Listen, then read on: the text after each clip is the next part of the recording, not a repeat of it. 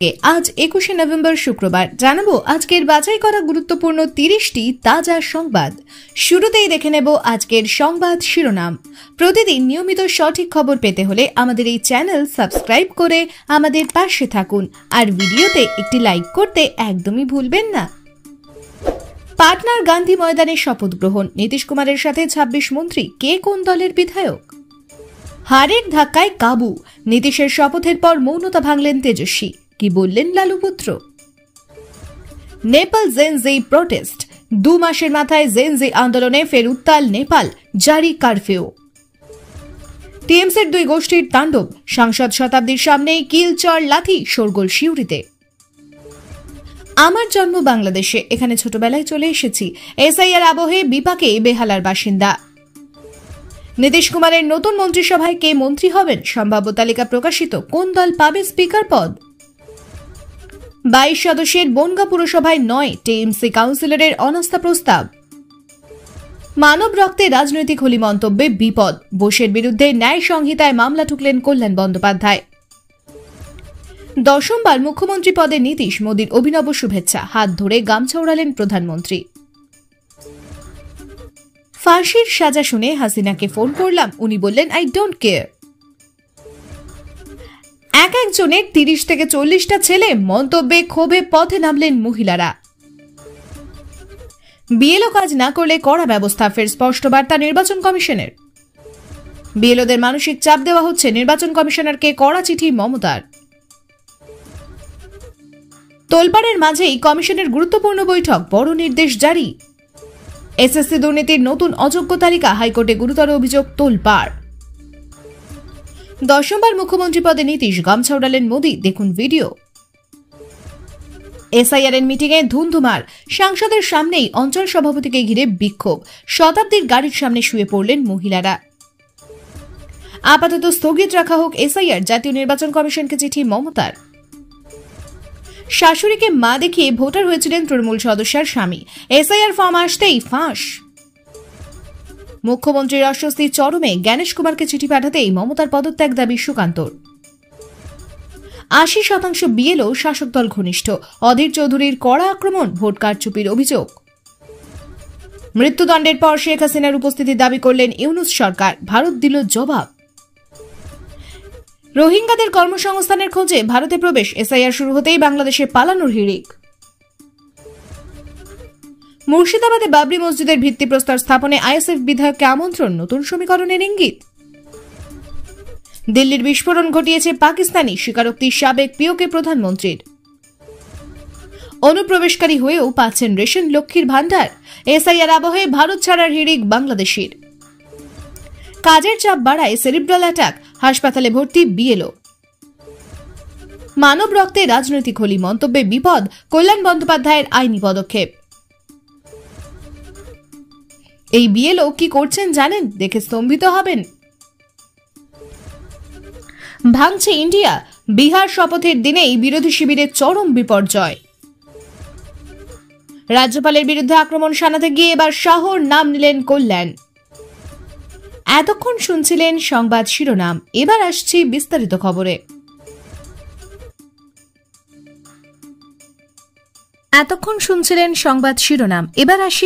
খবরে। বিহারের রাজনীতিতে নতুন সমীকরণ গড়ে উঠল পাটনার ঐতিহাসিক গান্ধী ময়দানে শপথ অনুষ্ঠানের মধ্য দিয়ে। নবমবারের জন্য মুখ্যমন্ত্রী পদে শপথ নিলেন নীতিশ কুমার এবং তার সঙ্গে শপথ নিলেন মোট 26 জন মন্ত্রী। নির্বাচন পরবর্তী এনডিএ জোটের বিজয়ের পর এই শপথ অনুষ্ঠানকে কেন্দ্র করে গোটা পাটনায় উৎসবের আবহ তৈরি হয়। কেন্দ্রীয় নেতৃত্ব, বিশেষ করে প্রধানমন্ত্রী নরেন্দ্র মোদীর উপস্থিতি ঘটনাটিকে আরও তাৎপর্যপূর্ণ করে তোলে। মন্ত্রীদের মধ্যে জেডিইউ থেকে 14 জন, বিজেপি থেকে 11 জন এবং একটি আঞ্চলিক সহযোগী দল থেকে 1 জন সদস্য শপথ নেন। গুরুত্বপূর্ণ দপ্তরগুলিতে নতুন মুখ আনা হয়েছে। শিক্ষা, স্বাস্থ্য, সড়ক, কৃষি, শিল্প দপ্তরগুলোর দায়িত্ব ভাগ করে দেওয়া হয়েছে অভিজ্ঞ ও সংগঠনের বিশ্বস্ত নেতাদের হাতে। নীতিশ এই সরকারকে উন্নয়ন কেন্দ্রিক ও স্থিতিশীল জোট বলে দাবি করেন। অনুষ্ঠানে প্রধানমন্ত্রী বলেন, বিহারের উন্নয়নের স্বপ্ন পূরণ হবে, কেন্দ্র রাজ্য মিলিতভাবে কাজ করবে। বিরোধী শিবির অবশ্য এই মন্ত্রিসভাকে সংখ্যা বাঁচাতে বাধ্য হয়ে তৈরি করা তড়িঘড়ি সমঝোতা বলে কটাক্ষ করেছে। মাঠে বিশাল নিরাপত্তা ব্যবস্থা ছিল, হাজার হাজার মানুষ উপস্থিত ছিলেন। অনুষ্ঠান শেষে নীতিশ সমর্থকদের উদ্দেশ্যে বলেন, আগামী 5 বছরেই বিহারকে নতুন উচ্চতায় নিয়ে যাওয়া হবে। সমগ্র শপথ অনুষ্ঠানই বিহারের রাজনৈতিক ভবিষ্যতের এক নতুন অধ্যায়ের সূচনা করে দিল। বিহার ভোটে এনডিএর জয়ের পর বিরোধী শিবিরে যে ভরাডুবি দেখা যায় তা নিয়ে দীর্ঘ সময় নীরব ছিলেন তেজস্বী যাদব। অবশেষে নীতিশ শপথ নেওয়ার পর তিনি নীরবতা ভেঙে সাংবাদিকদের মুখোমুখি হন। তিনি বলেন, গণতন্ত্রে হার জিত আছেই, কিন্তু এবারের নির্বাচন ছিল প্রশাসনিক পক্ষপাত ও চাপের বিরুদ্ধে লড়াই। তার অভিযোগ, বহু কেন্দ্রে ভোটের আগে বিরোধী শিবিরের প্রচারে বাধা দেওয়া হয়, কর্মীদের উপর হামলা হয় এবং কেন্দ্রীয় বাহিনীও পক্ষপাত দুষ্ট আচরণ করেছে বলে দাবি করেন। তেজস্বী দাবি করেন, মানুষ এবার পরিবর্তনের পক্ষে ভোট দিতে চেয়েছিল, কিন্তু জোটের ভিতরে সংগঠনগত ত্রুটি ছিল এবং প্রচেষ্টা যথেষ্ট হয়নি। তবে তিনি সমর্থকদের মনোবল বাড়িয়ে বলেন, আজ না হলে কাল ন্যায়ের জয় হবেই। নীতিশের শপথে মোদির উপস্থিতির প্রসঙ্গ টেনে তেজস্বী বলেন, এটা স্পষ্ট বার্তা যে বিহার আর নিজস্ব সিদ্ধান্তে স্বাধীন নয়, কেন্দ্রীয় রাজনীতির প্রভাব প্রবল। তার মন্তব্য ঘিরে রাজনৈতিক মহলে জোর আলোচনা শুরু হয়েছে। অনেকেই মনে করছেন সামনে তিনি আরও আগ্রাসী রাজনীতি করবেন। তেজস্বীর কথায় স্পষ্ট, তিনি হারকে শেষ বলে মানছেন না, বরং নতুন রাজনৈতিক লড়াইয়ের প্রাক প্রস্তুতি শুরু হয়ে গেল। নেপালের রাজনৈতিক অস্থিরতা ফের প্রকট হয়ে উঠেছে। মাত্র 2 মাস আগে কিছুটা শান্ত হওয়া জেন জি আন্দোলন ফের বিস্ফোরক রূপ নিয়েছে। দুর্নীতি, বেকারত্ব, শিক্ষা ব্যবস্থার ভাঙন এবং সরকারের প্রতিশ্রুতি পূরণে ব্যর্থতা, এই 4 ইস্যুতে তরুণরা রাস্তায় নেমে বিক্ষোভ শুরু করেছে। কাঠমান্ডু সহ 7টি গুরুত্বপূর্ণ এলাকায় কারফিউ জারি করে সরকার আন্দোলন দমনের চেষ্টা করছে। তবে তরুণদের দাবি, সরকার বারবার প্রতিশ্রুতি ভাঙছে এবং দেশকে বয়স্ক রাজনৈতিক নেতাদের ব্যক্তিগত স্বার্থে চালিত প্রতিষ্ঠান বানিয়ে ফেলেছে। পুলিশ একাধিক জায়গায় লাঠিচার্জ ও টিয়ার গ্যাস ব্যবহার করেছে। আন্তর্জাতিক পর্যবেক্ষকরা বলছেন, এই আন্দোলন সাময়িক নয়, বরং নেপালের সম্পূর্ণ রাজনৈতিক কাঠামোর সঙ্গে তরুণদের অসন্তোষ চরমে পৌঁছেছে। বিশেষজ্ঞদের একাংশ মনে করছেন, এই জেন জি আন্দোলন দক্ষিণ এশিয়ার রাজনীতিতে বৃহত্তর পরিবর্তনের সংকেত হতে পারে। সিউড়ির রাজনৈতিক তাপমাত্রা আচমকা বেড়ে গেল যখন তৃণমূলের 2 গোষ্ঠীর মধ্যে প্রকাশ্যে মারামারি বেঁধে যায়। ঘটনাস্থলে উপস্থিত ছিলেন সাংসদ শতাব্দী রায়। অভিযোগ, এলাকায় প্রভাব বিস্তার, সংগঠন নিয়ন্ত্রণ এবং এসআইআর নথি যাচাইকে কেন্দ্র করে 2 পক্ষের মধ্যে দীর্ঘদিনের বিরোধ ছিল। সেই বিরোধই বিস্ফোরণে পরিণত হয়। ঘটনাস্থলে শতাব্দী রায় পরিস্থিতি থামানোর চেষ্টা করলেও দুপক্ষের মারধর এতটাই হিংসাত্মক ছিল যে পুলিশ এসে নিয়ন্ত্রণে আনে। এলাকায় ব্যাপক তল্লাশি চালানো হয়। এই ঘটনা তৃণমূলের অন্দরে বিভেদের নতুন নমুনা হিসেবে দেখা হচ্ছে। বিরোধীরা বলছে, পঞ্চায়েত স্তর থেকে বিধানসভা পর্যন্ত দলটাই গোষ্ঠী সংঘর্ষে ভরে গেছে। এসআইআর যাচাইয়ের মধ্যেই বেহালায় এক বাসিন্দাকে ঘিরে অস্বস্তিকর পরিস্থিতি তৈরি হয়। ওই ব্যক্তি জানান, তার জন্ম বাংলাদেশে হলেও তিনি ছোটবেলায় পরিবার সহ ভারতে চলে আসেন এবং 30 বছর ধরে বেহালায় বসবাস করছেন। কর্মসংস্থান, রেশন, ভোটার কার্ড সবই রয়েছে তার। এসআইআর ফর্মে জন্মস্থানের তথ্য দিতে গিয়ে প্রশাসন অতিরিক্ত নথি চাইতে শুরু করে।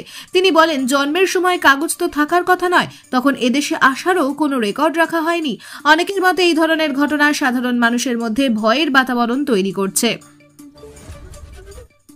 স্থানীয়রা দাবি তুলেছেন, এসআইআর যাচাইয়ে স্পষ্ট নির্দেশিকা ও মানবিকতার প্রয়োজন। বঙ্গের এসআইআর কার্যক্রমকে কেন্দ্র করে মুর্শিদাবাদে তীব্র উত্তেজনা দেখা দিয়েছে। এক সরকারি মিটিং চলাকালীন এলাকার একাংশের বাসিন্দারা নিজেদের ক্ষোভ প্রকাশ করতে গিয়ে সেদিনের সভায় উপস্থিত সাংসদ শতাব্দী রায়ের সামনে অঞ্চল সভাপতিকে ঘিরে বিক্ষোভ শুরু করেন। পরিস্থিতি এতটাই উত্তপ্ত হয়ে ওঠে যে কয়েকজন মহিলা প্রতিবাদকারী শতাব্দী রায়ের গাড়ির সামনে শুয়ে পড়েন, যাতে প্রশাসন বা কর্মকর্তারা তাদের চাপ দিয়ে নথি যাচাই কার্যক্রম চালাতে না পারে। স্থানীয়রা অভিযোগ করেন, এসআইআর ফর্ম পূরণ প্রক্রিয়ায় কিছু অসঙ্গতি এবং অতিরিক্ত তথ্য চাওয়ার কারণে সাধারণ মানুষ ধাক্কা খাচ্ছে। বিশেষ করে যেসব পরিবারকে জন্মস্থান, পূর্বে থাকা ঠিকানা এবং জন্ম সনদ যাচাই করতে বলা হচ্ছে, তারা অনেকেই এই প্রক্রিয়াকে দমনমূলক বলে মনে করছেন। সাংসদ শতাব্দী রায় পরিস্থিতি শান্ত করার চেষ্টা করেন, তবে বহু বাসিন্দা অভিযোগ করেন, প্রশাসনিক চাপ এবং নিখুঁত নির্দেশনার অভাব তাদের উপর মানসিক চাপ সৃষ্টি করছে। মিটিং শেষে প্রশাসন আশ্বাস দিয়েছে যে কাউকে অনুচিতভাবে চাপ দেওয়া হবে না এবং সংশোধিত এসআইআর কার্যক্রম মানবিকভাবে সম্পন্ন হবে। এই ঘটনা রাজনৈতিক মহলে নতুন বিতর্কের জন্ম দিয়েছে। এসআইআর কার্যক্রমে স্থানীয় জনতার অংশগ্রহণ এবং প্রশাসনের দৃষ্টিভঙ্গি কতটা সমন্বিত তা নিয়ে প্রশ্ন উঠেছে। পশ্চিমবঙ্গের নির্বাচন প্রক্রিয়ার মধ্যে বিএলওদের উপর অতিরিক্ত চাপের অভিযোগ সামনে এসেছে। নির্বাচনের সময় তারা বাড়ি বাড়ি গিয়ে ভোটার তথ্য যাচাই করছেন। কিছু বিএলও জানান তারা অতিরিক্ত দায়িত্বে মানসিক চাপ অনুভব করছেন। অনেক সময় সঠিক তথ্য নথিভুক্ত করলেও দায় চাপিয়ে দেওয়া হচ্ছে। এই পরিস্থিতি লক্ষ্য করে মুখ্যমন্ত্রী মমতা বন্দ্যোপাধ্যায় নির্বাচন কমিশনারকে কড়া চিঠি লিখেছেন। চিঠিতে উল্লেখ আছে, বিএলওদের উপর অযথা মানসিক চাপ ও তড়িৎ দাবির ফলে প্রক্রিয়ায় ভুল হওয়া সম্ভব, যা ভোটারদের অধিকার ক্ষুণ্ণ করতে পারে। চিঠিতে তারা প্রশাসনের সহায়তার প্রয়োজন, নিরাপত্তা এবং কার্যক্রমের সুষ্ঠু বাস্তবায়ন চাওয়া হয়েছে। বিএলওদের মধ্যেও অনেকেই চাপের কারণে মানসিক অসুস্থতার শিকার হচ্ছেন বলে খবর এসেছে। রাজ্য সরকারের পক্ষ থেকে বলা হয়েছে, বিএলওদের কাজকে মানবিকভাবে পরিচালনা করা হবে, যাতে ভোটারদের তথ্য যাচাই প্রক্রিয়া নিরপেক্ষ ও স্বচ্ছভাবে সম্পন্ন হয়।